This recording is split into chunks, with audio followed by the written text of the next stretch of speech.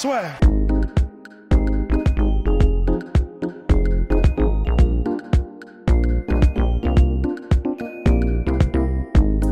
Bonjour à toutes et à tous, bienvenue au podcast La Sueur avec le champion poids lourd, champion de France poids lourd C'est ça. de boxe. Attends, je pose ça. Qui poste autour de cette superbe interview. Ah, c'est important. Exactement. On essaie de se mettre à la hauteur de votre média. Oh là là, c'est trop d'honneur. C'est trop d'honneur. Bon, donc à Paris, au Temple Noblard, spécialement en déplacement pour nous et puis pour d'autres médias. Alors, quelles sont les actus du moment? Alors, les actus du moment, eh bien, sportivement, professionnellement, sportivement. Alors, sportivement, je suis un petit peu en repos parce que le 22 mars dernier à Besançon, j'ai défendu victorieusement pour la seconde fois mon titre de champion de France. Expéditivement aussi. Ouais, donc voilà. Après, nous, on attend de gagner. Après, ça va vite, ça va pas vite. On est prêt pour 10, mais voilà, ça a été très rapide et puis tant mieux. Donc à ce rythme-là, je pourrais boxer jusqu'à 70 ans, je pense. Donc là, toujours invaincu. Ouais, toujours invaincu, oui. Et par rapport à ça, quels sont les projets? Rester actifs, on va dire? Rester actif, ouais, ça c'est important. Alors là, j'ai pris un peu de temps pour moi parce que j'ai eu de grosses semaines une grosse préparation avec beaucoup d'autres choses qui ont fait que ça a eu une grosse fatigue morale. Donc là, j'avais besoin de prendre un peu de temps pour moi. C'est ce que je fais pour revenir beaucoup plus fort. Et comme là, on arrive quand même en fin de saison, donc ça tombe très bien. Et puis, on va remettre le couvert en début septembre, en septembre, octobre, début de saison prochaine. Et en espérant faire un combat d'entrée. Mais l'actualité reste toujours la même. Hein. C'est toujours, on est en négociation avec le clan de Tony Yoka. Donc, pour l'instant, il est la priorité. Donc, j'ajusterai mes échéances en fonction de notre éventuelle rencontre. Et qu'est-ce qui est important pour toi pour avoir à tout prix Tony Yoka? Tu ne veux pas te dire je continue d'engranger des victoires, continuer d'être invaincu pour faire en sorte que peut-être ils se disent je suis obligé de l'affronter parce que tous les fans le veulent et que toi tu avances finalement, tu fasses avancer ta carrière et qu'il n'ait plus le choix parce que là aujourd'hui tu es quoi? 3e français selon BoxRec, je crois. Ouais. Donc tu vois, continuer d'avancer comme ça. C'est vrai que je suis 3e français selon BoxRec alors que d'ailleurs. Oui. Et je suis après Tony. Oui. Je trouve pas qu'il y ait un grand sens à cela. Après, le classement BoxRec, à mon sens, c'est quelque chose non pas d'insignifiant, mais je pense qu'il ne faut pas se référer qu'à cela. Parce qu'on ne peut pas me mettre numéro 3 derrière Tony, sachant que j'ai 2 fois plus de combats que lui et que je suis l'actuel triple champion de France. Donc me mettre en dessous, sachant bien qu'en plus de ça, il est suspendu depuis je ne sais combien de temps. BoxRec, avant, il y a quelques temps de ça, j'étais dans le top 100, j'étais dans les 90 et quelques. Et j'ai eu la surprise de voir que je suis passé de 92, je crois, ou 93, je ne sais plus trop, à 150 bientôt. Mais je ne sais pas pour quelle raison. Donc voilà, et puis aujourd'hui, je suis numéro 3 français. Être derrière Yohan Duopa, ça ne m'a jamais dérangé. Mais par contre, être derrière Tony Yoka, c'est pas que ça me dérange, mais je trouve qu'il y a un peu moins de logique, là-dedans. Et donc là, évidemment, ce combat-là est en ligne de mire pour toi. Et là, tu veux te dire, je me repose, je me prépare pour ça parce que tu sais que ça va être un gros test, ou plus tu préfères, on va dire, laisser faire monter les enchaînements? Non, chaque combat est un test. J'aborde pas le combat contre Tony différemment. Je veux dire, moi, chaque combat, comme je l'ai déjà dit, je l'aborde comme un championnat du monde. Je me prépare comme un championnat du monde. Je sous-estime personne. Voilà. Donc moi, quand j'arrive sur un ring, je suis prêt à toute éventualité, peu importe qui, quoi ou comment. Donc avec Tony, ça sera la même chose. Je ne vais pas me préparer plus, parce que dire que je vais me préparer plus pour Tony, c'est dire que je ne me suis pas suffisamment préparé avant. Et ce n'est pas le cas. Donc moi, je me prépare toujours sans aucune retenue et je mets toutes les chances de mon côté, quel que soit l'adversaire. Maintenant, si c'est Tony, ça sera exactement la même chose. Sauf que les sparring partners seront différents, seront plus grands, j'adapterai forcément ma préparation en fonction d'eux. Ceux qui me suivent savent qu'à chaque combat, j'arrive pas toujours au même poids, tout dépend de ce que je vais faire. Et si j'ai envie d'aborder un combat avec plus de poigne, je vais arriver peut-être plus lourd. Mais là, par exemple, quand j'ai boxé Karim Beredjem, j'étais à bientôt 107 kilos. Quand j'ai boxé Zakaria Azouzi, j'étais à 102 kg 600. Je veux dire, tout dépend d'eux. Et quand je boxe pas, je suis à 110, 111, ça dépend. Maintenant, j'aborde chaque préparation de la même manière. Et ensuite, je peaufine en fonction de l'adversaire. Est-ce que tu penses à des combats peut-être éventuellement à l'étranger, ou là vraiment c'est cette ceinture de champion de France qui toi tu veux la conserver? Non, je voulais pas conserver. Déjà, je suis triple champion de France un peu par contrainte.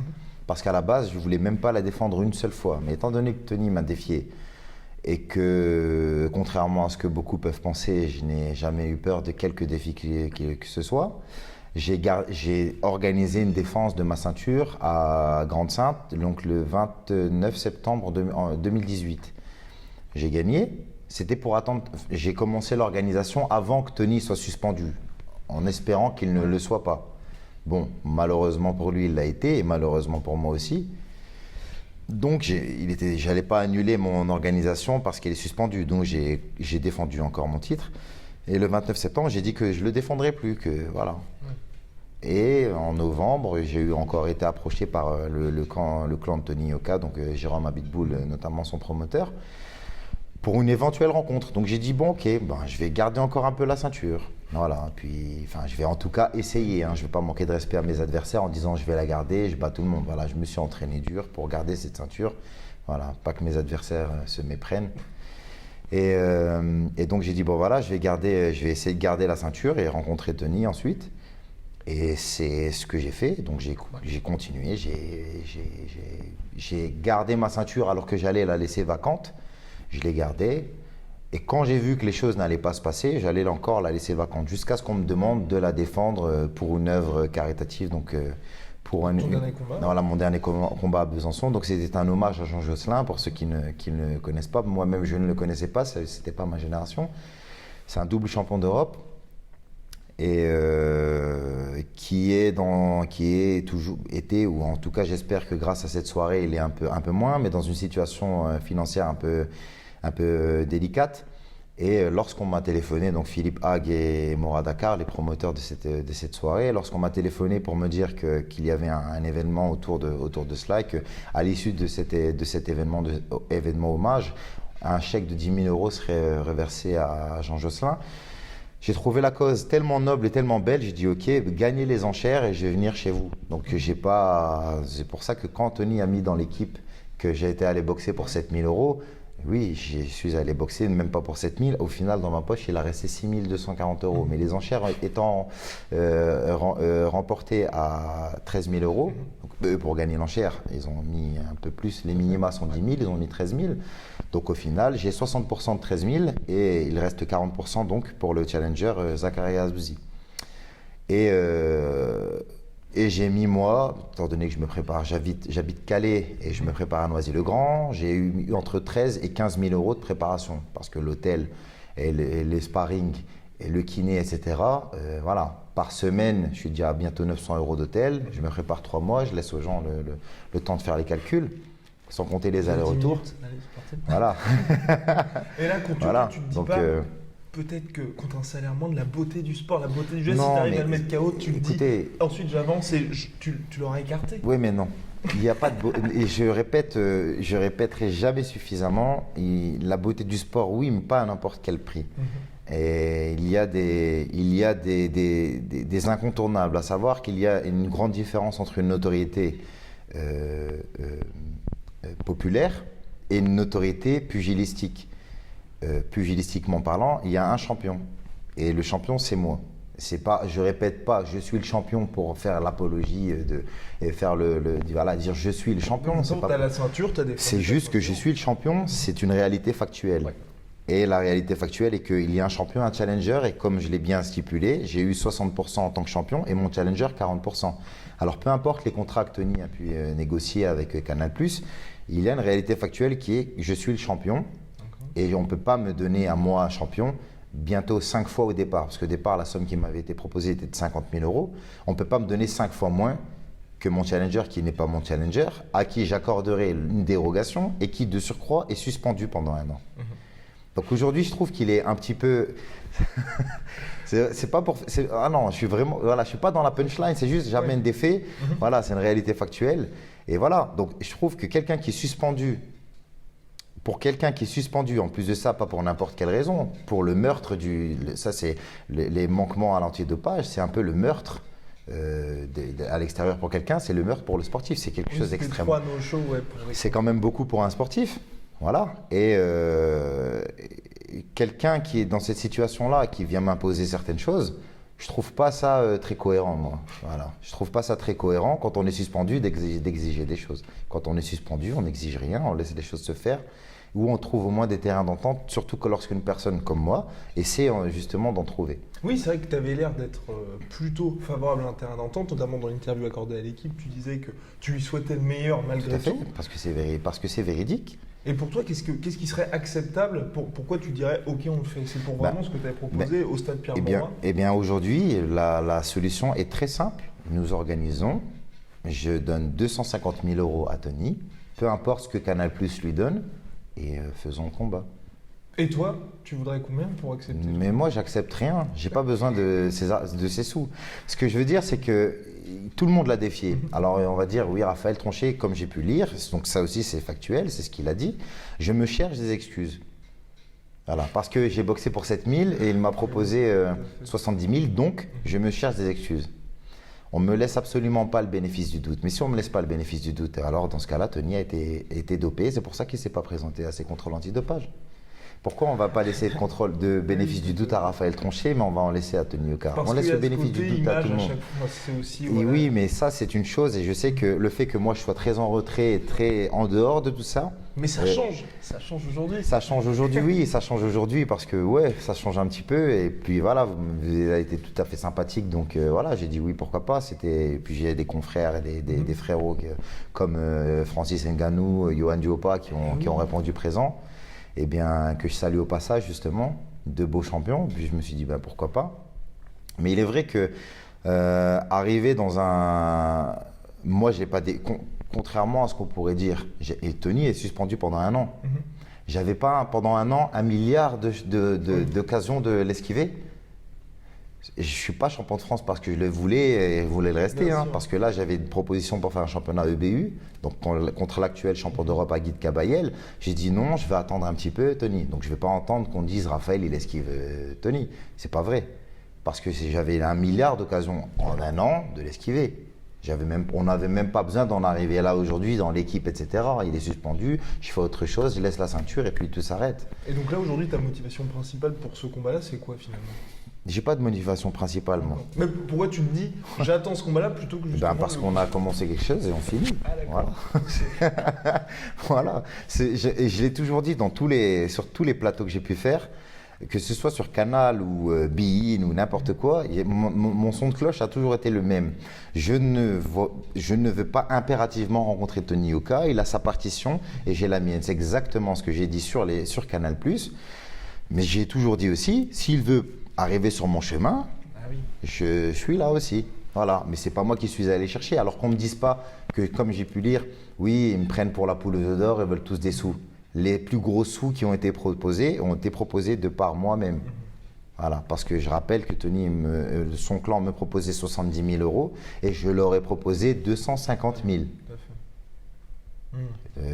Après, je pense aussi que tu gagnerais plus. Je gagnerais beaucoup plus en l'organisant, évidemment. Et pour toi, aujourd'hui, c'est indispensable, parce que c'est quand je discutais avec Dupont, c'est aussi ce qu'il disait, d'avoir cette capacité en boxe à pouvoir organiser ses propres combats. Ben, je pense que si eux insistent tant pour organiser, c'est qu'il a une raison. Mais même toi, je veux dire. Donc si moi j'insiste pour organiser, il y a également une raison qui est probablement la même que la leur. Donc, mais pourquoi moi j'irais chez eux et eux ne viendraient pas chez moi? Ah mais là je voulais dire. Ah bien sûr, je comprends tout à fait. Maintenant, bien sûr, organiser, ça donne.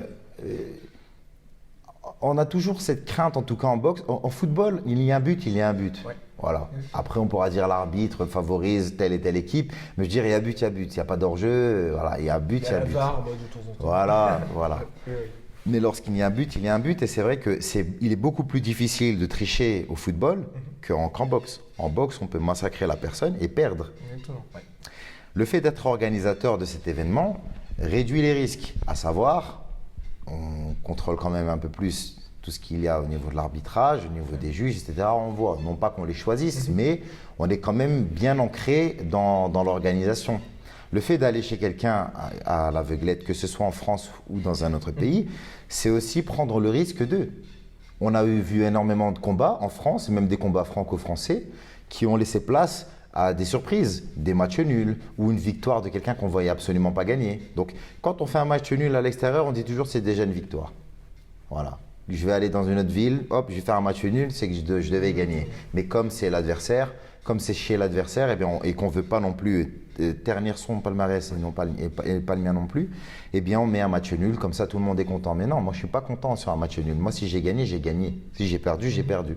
Mais un match nul, ça ne me réjouit aucunement. Sauf s'il y a vraiment match nul. Mais c'est très rare en boxe de trouver un match nul. Hein. Et tu as cherché déjà, je ne sais pas, aller voir les Eddie Hearn ou d'autres promoteurs d'envergure pour justement on va dire, donner un nouvel élan à ta carrière. Parce que c'est vrai que là déjà, tu es invaincu, tu as cette ceinture. On peut se dire que tu peux. Il y avait cette opportunité avec le titre européen. Bon. Peut-être que je n'intéresse pas suffisamment. C'est aussi une éventualité. Hein. J'ai jamais eu la prétention de dire que j'étais un super grand boxeur, le meilleur du monde. En tout cas, je règne en France. Ça, c'est une vérité factuelle. Mais je n'ai pas la prétention de dire que je sois une terreur ou voilà. Je viens, je fais mon job. Après, peut-être que je n'intéresse pas.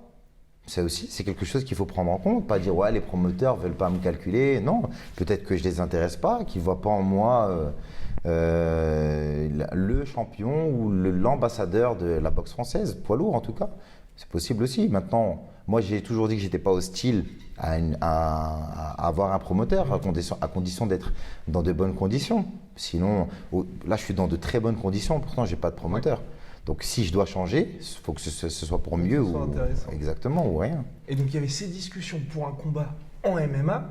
Là, c'est quoi? Si tu voulais commencer en MMA, t'es imposé durablement ou c'était juste faire une petite excursion assez sympathique? Non, j'avais. Il y a eu un créneau que j'avais envie de prendre, étant donné que je fais pas que de la boxe anglaise, je fais aussi des sports de lutte. Et je me suis dit, pourquoi pas faire autre chose. Donc j'ai vu qu'il y avait une ceinture qui était vacante dans une organisation qui s'appelle, dont je vais taire le nom parce que j'ai même pas envie de faire de pub. Voilà. Tout simplement. Et donc il y avait la ceinture qui était vacante et puis j'ai demandé à un ami à moi qui est lui dans le MMA de faire une proposition en disant voilà, la ceinture est vacante, moi je veux bien rencontrer la personne qui est au programme pour justement avoir cette ceinture. Et bon, dans un premier temps, la réponse a été oui, peut-être, oui. Puis après, ça a été oui. Donc moi, j'ai dit OK. Donc on m'envoie le contrat, je le signe, dans la demi-heure, je le renvoie directement. J'étais en préparation pour mon championnat de France à cette époque-là. Et donc je l'imprime à l'hôtel, je le signe, je le renvoie. Et donc voilà, je commence mon job. Puis on me dit, non, mon adversaire est blessé. Bon. Ok, mais on me dit ensuite, est-ce que c'était cet adversaire-là que tu voulais rencontrer ou bien est-ce que c'était la ceinture que tu voulais? Je dis, moi, c'est la ceinture qui m'intéresse. Et on me propose un autre adversaire, Lamine Séné, que je salue au passage d'ailleurs. Et donc, j'ai dit, oui, ok, pas de problème. Voilà, en plus, c'était quelqu'un qui me ressemblait plus, au niveau du style, voilà, ça aurait été, voilà, même si je sais que voilà, c'est un striker, mais même si en plus en discutant avec son entraîneur, la technique, ça n'aurait pas été d'être à mi-distance avec moi. Voilà, c'était justement de m'amener au sol et moi, c'était à moi de contrer la lutte, quoi. Et voilà. Et je dis ok. Et donc finalement, sur le contrat, il était stipulé que je doive partager l'affiche et faire de la pub autour pour cet événement. Mais l'organisation avait déjà mis ma photo, elle m'avait déjà identifié sur Facebook et ça faisait déjà quand même un sacré buzz. Ça marchait pas mal. Voilà, ça marchait quand même pas mal. Hein. Voilà. Et donc je trouvais que c'était bien pour le moment. Et puis moi j'allais partager par la suite parce que j'avais quand même mon actualité à moi de mon championnat de France, l'actualité de Tony et moi. Et puis on te considère plus comme un boxeur que comme un combattant de MMA. Exactement. Et voilà. Et c'est aussi ça. Donc là, je suis un boxeur, ni un lutteur, ni un combattant MMA. Donc il y a des priorités, en tout cas dans ma vie professionnelle, à savoir faire en priorité faire passer les messages que j'ai sur la boxe anglaise. En secondo, sur la musique et tertio, le MMA. Voilà. Ah oui, donc là, c'était un troisième, le MMA. C'était vraiment la fin. Donc ça, Voilà. ça ne se fera pas, voilà, pour dire... Pour là, ça ne se fera Oui, pas voilà. parce que justement parce que je n'ai pas partagé. Donc pour ceux qui suivent un petit peu, qui me suivent Les sur réseaux Facebook, sociaux, les réseaux sociaux, ça ne se fait pas parce que l'organisation n'a pas accepté que je ne partage pas très rapidement l'affiche. Et donc je demande à ceux qui gèrent mon Facebook de répondre. Si ça gêne vraiment l'organisation tant que cela, alors qu'ils annulent le combat, parce que je ne vois pas en fait où est le problème. Mon nom est mis, ma photo est mise, j'ai envoyé un contrat signé moi. Et je veux préciser pourquoi j'ai dit moi derrière, parce que voilà, moi j'ai envoyé le contrat signé. À partir de ce moment-là, moi ça m'engage, moi j'ai signé, voilà. Et donc en répondant ça, le community manager dit OK, l'organisation répond OK, nous annulons le combat. Point, et il me bloque de Facebook. Donc, aucun moyen de répondre, rien. Bon, j'ai trouvé ça quelque peu petit et vraiment une bassesse d'esprit très prononcée. Et je me suis dit, mais pourquoi il se réjouit pourquoi si vite? Pourquoi annuler ce combat si rapidement? Alors je me suis demandé pourquoi. Donc j'ai fait un live pour expliquer parce qu'il y avait beaucoup de personnes autour de moi qui me demandaient alors que le combat c'est quand? C'est pourquoi? Il y a des gens qui disent que tu es blessé. Donc j'ai fait un live pour expliquer que non, je ne suis absolument pas blessé, je vais très bien. Et j'ai expliqué le pourquoi du comment. Voilà, je ne fais pas ce combat-là parce que l'organisation se plaignait que je n'avais pas partagé l'affiche et qui me rappelait que sur mon contrat, il y avait une mention disant que je devais partager l'affiche et que je manquais aux obligations de ce contrat-là. Et derrière, il y a l'organisateur qui envoie un... Et moi, j'avais mis, durant ce live, j'avais dit oui, mais si je veux, ils peuvent pas annuler ce combat-là. Si je veux, je le fais parce qu'on a signé un contrat. Et l'organisateur se trahit en disant non, mais regarde, lis bien, ma signature n'apparaît pas sur le contrat. Voilà. Qui veut dire que c'est un clown qui prend les gens pour des clowns. Mais parlons clairement, parlons très clairement. Moi, je ne veux pas manquer de respect à qui que ce soit, mais lorsqu'on vient me faire ce genre de bassesse, voilà. Donc, comme je dis, je me préparais vraiment pour ce combat-là. Mais je dis toujours, un entraînement, ça ne sert jamais à rien. Ça me servira par la suite. Mais me rappeler qu'il y a des termes, d'un contrat que je n'honore pas, alors que soi-même, on n'a même pas signé. Bon, je les invite à revoir un petit peu leur code de déontologie. Donc là, ça ne se fera pas, mais tu es quand même intéressé. Je suis quand même intéressé, oui, pour faire mes débuts en MMA. Je pense que ça va surprendre beaucoup, comme ça surprend beaucoup de me voir jouer au piano. Mais c'est vrai qu'il y en a beaucoup qui pensent connaître toutes mes facettes, mais absolument pas. Et ce serait quoi? C'est toi, quel est l'objectif derrière ça? C'est juste pour te faire plaisir un seul combat, ou tu te dis au contraire, avec le fait que tu connaisses Francis, que tu connaisses aussi, puis que tu aies cette expérience-là, parce que c'est vrai que pour les boxeurs, tout le grappling est quand même assez compliqué. Tu te dis, pourquoi pas faire une vraie transition là-dedans? Ouais, pourquoi pas? Pourquoi pas? Moi, j'ai toujours été très attiré par la nouveauté. Et j'aime tirer ma corde jusqu'à ce qu'elle pète, quoi. Okay. Donc là, j'y vais parce que je me sens d'y aller, comme je me sentais d'aller en anglaise, comme je me sentais d'aller dans la musique. Voilà, là, je me sens prêt à faire des choses. Donc oui, pourquoi pas? Pourquoi pas? Et donc là, tu dis, pourquoi pas? Tu es quand même champion de France, artiste, et puis là, tu mets la troisième chose, c'est le MMA. C'est quand même aussi sérieux, parce qu'une fois que tu es dans la cage…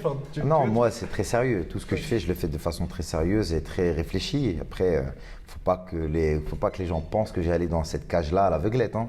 Absolument pas. Mais oui, pourquoi pas? Moi, j'aimerais, pourquoi pas tirer le truc jusqu'à… Quand je fais quelque chose, il faut que ce soit ensuite au niveau pro. Rares sont les choses que je fais, mais les passions que je ne tire pas vraiment vers l'excellence. J'aime aller vers l'excellence, quel que soit le domaine, que ce soit le domaine professionnel, artistique, sportif.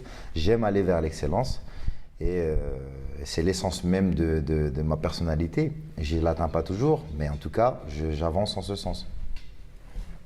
Voilà. Passionnant. Là, on peut poursuivre. Non, mais je suis impressionné parce que c'est vrai que tu fais énormément de choses. Et là, le côté artiste aussi, là aussi, c'est quoi? C'est la passion, tu te dis, je ne sais pas, est-ce que tu prépares aussi ton après-carrière entre guillemets? Bien, mon après-carrière est déjà préparé, puisque j'ai déjà une société d'événementiel, j'organise déjà des événements, j'organise déjà mes événements. Et je suis en train de créer justement un centre sportif de préparation physique. Donc, dedans, il y aurait de la boxe, il y aurait une cage pour le MMA que j'espère que le MMA sera légalisé. On les doigts. Voilà, il sera légalisé en France. En tout cas, moi, je prépare le terrain. Donc, il y aura des structures qui seront capables d'accueillir, en tout cas, des combattants MMA en phase de préparation. Un gros centre sportif avec de la cryothérapie, des kinés, de la récupération, du cocooning, de la boxe, du judo. Voilà, vraiment tout ce qu'il faut avec également je fais mon petit coup de pub. Hein, oui. Avec Ça vous quand tant qu'à faire, ouais. Quand est-ce que ça Ben, j'espère en début 2020. Voilà, Voilà. que les gens soient prêts quand même. Que les gens soient prêts, mais je pense qu'ils ne seront pas prêts parce que vraiment, Et ce sera où ça sera à Calais. Voilà. Ce sera à Calais et puis voilà, avec justement des espaces, des chambres à l'étage pour pouvoir accueillir des gens, des sportifs, des footballeurs, peu importe, hein, des combattants en tout genre et éviter. En fait, finalement, je me sers de mon expérience propre pour amener des solutions à certains sportifs. À savoir, moi, j'ai cette contrainte à chaque fois à me préparer à Noisy-le-Grand, payer 1000 balles d'hôtel et de nourriture par semaine. C'est énorme. Et le fait d'avoir une structure qui, en plus de ça, puisse héberger les boxeurs et les coachs, je pense que c'est un gros plus. C'est un gros plus. Et en tout cas, moi, j'avance en ce sens. Et puis un bel espace près de la mer. Donc c'est juste top. Donc mon après-carrière, je veux dire, j'ai déjà pensé depuis longtemps, mais l'artistique, c'est quelque chose que je fais depuis. Et j'ai commencé la musique bien avant la boxe. Je veux dire, j'ai commencé la musique à l'âge de 6 ans et demi. J'en ai bientôt 30. J'ai toujours le même prof de musique. J'ai eu mon diplôme justement des arts musicaux avec mention très bien. C'est pour dire, la boxe est un choix. Ouais. La boxe est un choix et non pas une contrainte. J'aurais pu faire bien d'autres choses, mais j'ai choisi de faire de la boxe maintenant. J'en ferai peut-être autre par ailleurs, mais j'en ferai peut-être autre chose par la suite. Mais en fait, je me suis mis l'artistique là. J'ai fait un petit concert. On m'a donné l'occasion. J'ai un ami à moi qui organise ce qu'on appelle le live battle. C'est un battle de danse hip-hop. Et il m'a placé dedans. Et j'ai eu la chance de faire 3 morceaux au piano chant avec un groupe, avec un bassiste, un guitariste et un batteur. Et c'était une façon pour moi de me libérer de toute cette aliénation dans laquelle on se trouve, à savoir tu es un boxeur, donc tu es une brute, donc tu dois faire ci, donc tu dois rester là, donc tu dois toujours froncer les sourcils. Et moi j'avais envie finalement d'être moi. Et j'ai eu un gros déclencheur qui m'avait fait dire bon là il est temps d'être moi-même et de faire ce que mon âme me dit de faire et non pas ce que les gens voudraient que je fasse. Et j'ai dit j'ai commencé une thérapie d'auto-hypnose, hypnose ericksonienne, etc. Et la fin de ma thérapie, ça a été, selon moi, hein, c'était de vraiment faire ce qui me met en difficulté, mais pas sur le plan matériel, mais ce qui me met en difficulté sur le plan émotionnel, à savoir me produire devant des gens. Les gens m'ont toujours vu les sourcils froncés et mettre des coups de poing, mais est-ce qu'on m'a déjà vu ouvrir mon cœur finalement? Ouais. Et ça, c'était une grosse prise de risque et j'avais envie de le faire pour me libérer, pour dire bon voilà, ça vous plaît ou ça vous plaît pas, je m'en fous, moi je l'ai fait. Voilà, maintenant Raphaël Tronchet, c'est ça, que vous le vouliez ou non. Et j'ai eu la chance de pouvoir me produire et faire ce concert et ça m'a libéré énormément parce que je ne suis pas prisonnier de ma propre image.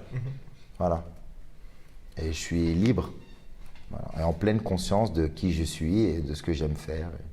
Et voilà. Et c'est pour ça en fait que j'ai laissé un peu l'artistique prendre le dessus ces derniers temps. Oui, donc tu parlais en fait du fait de montrer tes émotions face aux gens, mais c'est vrai que chaque fois que tu combats, tu es au centre, les gens ont les yeux rivés sur toi. Et quelle est la différence entre t'exprimer artistiquement et sportivement? La différence entre m'exprimer artistiquement et sportivement, alors c'est pas la même émotion, à savoir que toute ma vie était l'espace de quasiment toute une vie. Mon seul moyen de défense a toujours été, j'avais toujours un voile de violence, un voile de colère, un voile de tout, qui me permettait de me sentir en sécurité. Et en fait, je me suis aperçu lors de mon dernier combat qu'en fait, ce voile-là ne m'était pas nécessaire. Parce que, je t'explique une anecdote, j'ai fait une séance d'hypnose ericksonienne Donc l'hypnose ericksonienne, c'est pas l'hypnose de Mesmer comme beaucoup peuvent voir, c'est une hypnose où soi-même on se fait nos propres suggestions. Je réfléchis à ce que je ne veux plus, je réfléchis à ce qui est bon pour moi, voilà, c'est moi qui choisis. Et donc je fais cette séance d'hypnose et puis l'hypnothérapeute qui est Christelle Blancard me dit inspire ce qui te dérange et expire-le. Alors je me suis mise à inspirer un tas de noms, un tas de prénoms, un tas de mots, dont colère, des choses que je ne veux pas dans ma vie. Colère, violence, rage, pas rage de vaincre, hein, mais rage tout court. Voilà.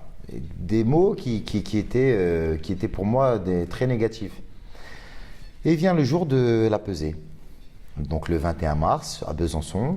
Puis Zakaria Azuzi porte une casquette et vient coller sa casquette sur mon front. Et il appuie.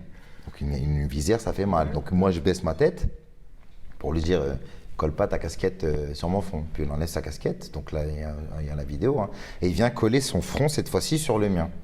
Donc, et il appuie, il pousse et il pousse. Alors moi, je pousse. Et j'ai pas peur de lui une seule seconde à ce moment-là. Mais j'ai pas dans le ventre ce que j'avais avant. À savoir, certainement, il aurait pris une gifle à l'époque, quelques semaines avant. Il aurait sûrement pris une gifle où je l'aurais poussé, voilà, parce que là, c'était une agression qui dépassait mon seuil de tolérance. De l'époque, en tout cas. Hein. Là, on arrive quand même sur un truc où il y a physiquement, on se touche. Et j'ai pas cette habitude, moi, là, de me laisser approcher comme ça. Et je remonte dans ma chambre après la pesée et j'arrête pas de réfléchir. J'ai dit, mais putain, mais qu'est-ce que je vais faire? Mais pourquoi? Et pourquoi j'avais pas ce truc qui me permettait de me sentir en sécurité? J'avais pas de colère, rien. J'ai pas, pour ceux qui ont vu la pesée, j'ai pas répondu, j'ai pas dit un mot, je l'ai pas poussé, rien. De marbre. Et je monte dans ma chambre et ça m'a perturbé.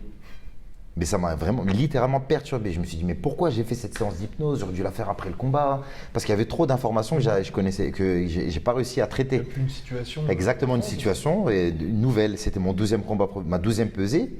Et finalement, comme si c'était la première. Le lendemain, le jour du combat, on arrive, l'arbitre nous met face à face pour nous donner les consignes et il me remet un coup de pression. Ah, tu faisais le beau hier, tu faisais le beau, hein. Je vais taire les trucs. Tu vas voir ce que je vais te faire, tu vas voir ce que je vais te faire. Et je reviens dans mon coin. Et 3 secondes avant de démarrer un combat, je suis encore en train de réfléchir. Parce que c'était quelque chose de nouveau. J'avais aucune peur, mais c'était une sensation nouvelle, à savoir pourquoi j'ai pas ce voile de violence qui me protège d'habitude, qui me servait de bouclier. Et donc ensuite, quand il y a eu le début Ça du combat, ding, et la suite, on l'a vu. Mais dans ton esprit, qu'est-ce qui s'est passé? Non, j'avais la gagne. J'avais jamais eu. C'est pas une crainte de je vais perdre. C'est juste, je me suis dit, j'appréhendais, mais comment ça va se passer? Et quand ça a commencé, tu t'es Et quand fait, ça a tu commencé, te dis, non, j'ai agi comme un expert qui vient faire un truc et qui, voilà, une fois qu'il l'a fait, c'est fini. Et c'est pour ça que, voilà, pour ceux qui me suivent et qui ont vu que quand je lui parlais, quand il était au sol, je lui disais alors, et je repartais dans mon coin. C'est parce que juste avant, déjà il a pesé, et voilà, c'est pas que moi je suis pas narquois, je suis pas comme ça du tout, mais c'était important de lui dire alors, c'est comment, tu vois, t'as dit il y a 2 secondes, t'allais me faire ceci, me faire cela, devant l'arbitre en plus. Et là maintenant, voilà, 1 fois, puis 2 fois au tapis, voilà, c'était le message que j'ai passé. Et honnêtement, quand je suis rentré dans ma chambre, le soir, je crois que j'y suis allé comme un gamin. Ok. Parce qu'il y avait c'était trop de nouveau de ma personne et quelque chose que je connaissais pas. C'était énorme pour moi. J'avais gros sur la patate et c'était énorme pour moi. Et je me suis dit, mais pourquoi durant toutes ces années, j'ai pensé qu'en fait, ce voile de violence était utile et de colère. Et en fait, ça ne l'est pas. Moi, j'ai jamais agressé personne. Je me suis toujours défendu. Mais je me rends compte qu'en fait, même, j'avais même des moyens de ne pas me défendre avec un dialogue ou avec quelque chose de différent. Et le fait de savoir qu'en fait, j'avais pas besoin et que j'étais pas forcément la personne que j'étais, là, je suis moi, ça m'a bouleversé. C'était énorme pour moi au niveau émotionnel. Et donc là, avec tout ce que tu découvres, tout le travail que tu fais sur toi, est-ce que tu te dis, on va dire que tu as entre guillemets un plan de carrière pour te dire 2020, j'aimerais me voir. Bien sûr, il y aura ce superbe complexe à Calais, mais au-delà de ça, est-ce que tu te dis, tu aimerais bien personnellement être quelque part ou avoir réussi à faire quelque chose, accomplir d'autres choses? Alors honnêtement, moi je me projette plus vraiment moi je bosse dans le présent Parce que jusqu'à preuve du contraire, personne ne pourra dire avoir vécu quelque chose dans le passé mais dans le futur. Tout le monde vit dans le présent. Ou un souhait plutôt. Voilà, mais oui, le souhait, ce serait dans 2020 avoir un niveau de spiritualité encore plus élevé, pourquoi pas. Et moi, en tout cas, mon fer de lance, ce qui m'a toujours intéressé, ça a toujours été d'avoir des moyens pour donner à ceux qui n'en ont pas le moyen d'eux. Parce que moi, j'ai commencé avec rien du tout. J'ai commencé mon premier combat professionnel, j'ai gagné 400 € pour 4 fois 3 minutes. Donc c'est vrai qu'aujourd'hui, on parle de sommes vachement démesurées. On parle de 250 000, on parle de 70 000, 100 000, etc. Et c'est vrai que même ça me dérange même de parler de ce genre de bourse devant des boxeurs et dans les journaux, parce que j'ai l'impression d'être une personne qui mange un sandwich devant un SDF. Tu vois. Et c'est quelque chose qui n'est pas dans mon état d'esprit ni dans mon éducation, à savoir de parler de chiffres à longueur de temps. J'en ai jamais parlé, mais forcément, lorsqu'on m'attaque sur quelque chose, je ne peux pas laisser les gens dénigrer mon nom de famille comme ça. Et il est vrai que c'est un peu... Ouais, si tu veux, c'est un peu délicat, Tu as peur de te mettre trop de pression ou c'est... Par exemple, je sais pas, quand de temps en temps on parle avec des combattants, ils disent dans 3 ans j'aimerais bien être champion du UFC. Ouais, c'est ça, mais moi non. En fait, c'est parce que je m'invente pas d'objectif. Parce que j'ai pas d'objectif. Moi, c'est toujours... je sais de quoi je suis capable et quand les choses arrivent, je dis oui. Ok, d'accord. Voilà, donc de quoi tu es capable? Tu es capable de battre Anthony Joshua? Je suis capable d'être champion d'Europe. D'accord, yes. Voilà. Ça, c'est quelque chose que je suis capable. L'actuel champion d'Europe, je n'avais pas dit non à son défi. Ouais. C'est simplement qu'aujourd'hui, on est dans des discussions un peu complexes. Donc, pour ceux qui ne savent pas, qui ne comprennent pas, c'est que si je fais un championnat d'Europe, je dois laisser mon titre de champion de France vacant. Et laisser mon titre de champion de France vacant, c'est que troncher Yoka, ça n'existera pas. En tout cas, pas pour ça. C'est compliqué. Voilà. Donc, c'est pour ça que je suis un petit peu... J'ai le cul entre deux chaises. Oui, c'est ça. C'est l'expression et voilà, elle prend tout son sens là. Et c'est vrai que oui, être champion d'Europe, je sais que j'ai le potentiel pour. Ça, c'est quelque chose. Voilà, je sais que je peux. Et par rapport au top mondial aujourd'hui, est-ce que ce sont des personnes qui t'inspirent ou tu te dis il y a encore un palier pour les franchir ou au contraire tu te dis je peux les regarder droit dans les yeux? Moi, je peux regarder tout le monde droit dans les yeux. Moi, Raphaël Tronchet. Okay. Et après, entre ce que moi je pense et la réalité factuelle, il y a... Et donc la réalité factuelle c'est-à-dire que moi, demain, je croise Anthony Joshua ou Deontay Wilder dehors. Ouais. Tu peux regarder dans les yeux, mais un petit peu comme ça. Ouais, je vais les regarder un peu haut parce qu'ils sont un peu grands, mais quand quelqu'un est trop grand, tu peux faire en sorte qu'il arrive à ton niveau. Bien sûr. Et donc là, par rapport à ça, c'est des combats que tu as envie de... Oui, pourquoi pas. Pourquoi pas. En tout cas, je sais que ça serait une grosse motivation pour moi. Ce serait une grosse motivation de me dire, ouais, demain tu boxes Joshua. Ouais. Moi, voilà. Là, c'est un truc qui va me motiver. Il n'y a pas de chose qui me... Je veux dire, au vu de ma vie et de tout ce que j'ai pu vivre ou autre, crois-moi, c'est vraiment pas un ring avec un cadre, avec un arbitre, avec des règles qui va me faire peur, vraiment. Moi, j'ai vécu des choses bien plus complexes que des gens de 2 mètres. J'ai franchi des obstacles bien plus grands que des gens qui font 2 mètres. Et voilà, pour moi, c'est régi. Il faut un gagnant, il faut un perdant. Moi, je viens gagner, il vient gagner. Voilà, moi, j'ai mes qualités, il a les siennes. On vient, chacun fait ce qu'il peut faire. Mais ce n'est pas toujours celui qu'on pense qui gagne. Hein. Est-ce qu'il y a... Oui. On parlera de Rennes PSG. On s'est dit PSG, non. C'est Rennes. Dédicace à Benjamin Bourigeaud, mon frérot qui vient de Calais, pour dire que tout vient pas de Paris, quoi. Ça vient du Nord. Est-ce qu'il y a quelqu'un qui t'a inspiré dans ta carrière de sportif ou même quelqu'un qui t'a inspiré globalement? Parce que c'est vrai que comme on a l'impression que tu es dans différents milieux. Alors j'ai eu la chance, mais je pense que c'est une grande chance en tout cas, d'avoir j'ai eu un très bon entourage. D'accord. J'ai eu la chance d'avoir un très bon entourage avec des personnalités très inspirantes. Et il y a à la maison, j'ai 2 frères, Ludovic et Michel. Un qui est sophrologue, qui est vachement spirituel et très intelligent, qui est très appréciable. Et l'autre, artiste, qui est danseur international, qui danse un peu partout. Donc peut-être que j'ai pris un peu des deux. Et eux m'ont inspiré à la maison. Après, à l'extérieur, j'avais mon prof de musique, qui est Bruno Lefebvre, que je connais depuis là. C'est mon premier prof. Je l'ai vu encore la semaine dernière. Voilà, ça fait quelques années que ça dure.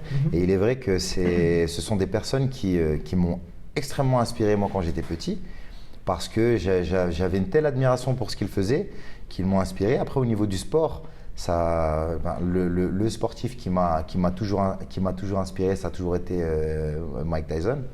Le boxeur qui m'a toujours inspiré. Et comment je suis arrivé au sport de combat, ça a été par Pascal Gentil, ça a été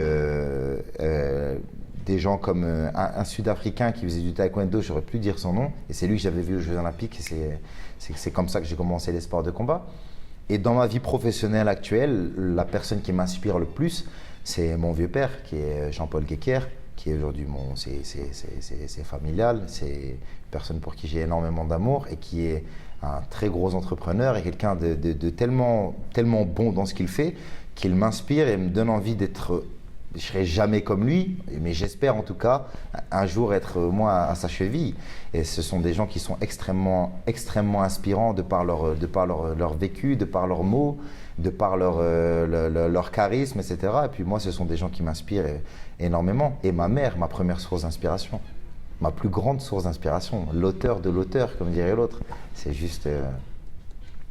Et bon, on conclura là-dessus. Merci beaucoup, Raphaël. Et puis, merci à toi. Merci à toi de m'avoir invité. C'est un grand plaisir. Plaisir partagé. Soit.